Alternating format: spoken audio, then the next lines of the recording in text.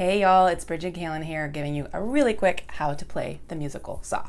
I've played it for a long time, and I prefer to play a 26-inch Stanley, but really anything will work.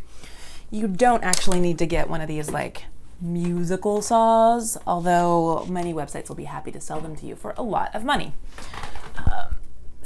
Hey y'all, okay.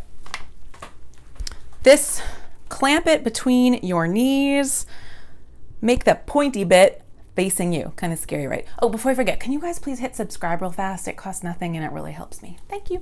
All right, so we're gonna take our thumb on top, push down so you have an arc. Now we're gonna take our other fingers. I like to use these three and ignore my pinky, kind of dainty-like. Pull up with your other three, push down with your thumb. It does make an awkward curve, but what that creates is the magical S curve that you need to play the musical saw. So take the back of your bow, and this is just a regular violin bow. Actually, I think this might be a child's cello bow, but anything will work. If you're a very beginner, a thicker bow is a little easier, but anything will work. You can hit it with a hammer or a back of the bow and just listen. If you push down and make this angle a little bigger, you can see you get different pitches.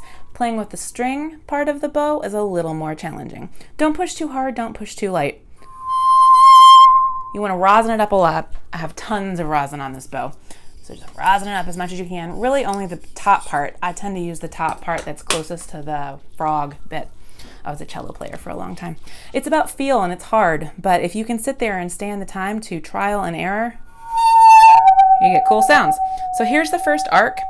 The sweet spot for what's going to make the sound is not the very top of the arc, but a little bit beyond. Ooh, I got an overtone, that's fun.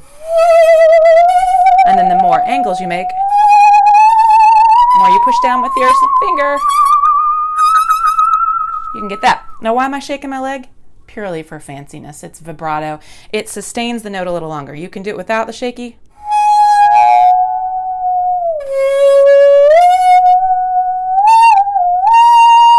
Amazing Grace, or you can shake it and make it sound like a crazy soprano.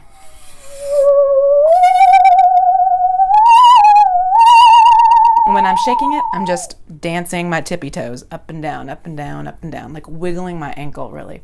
So that's how you play the musical saw. It's a lot of trial and error. I want to thank you to all these people written on here. They are members of my Patreon page, and they're the first people to see this video because I give exclusive cool stuff over there. So join me. I'll do some more saw lessons.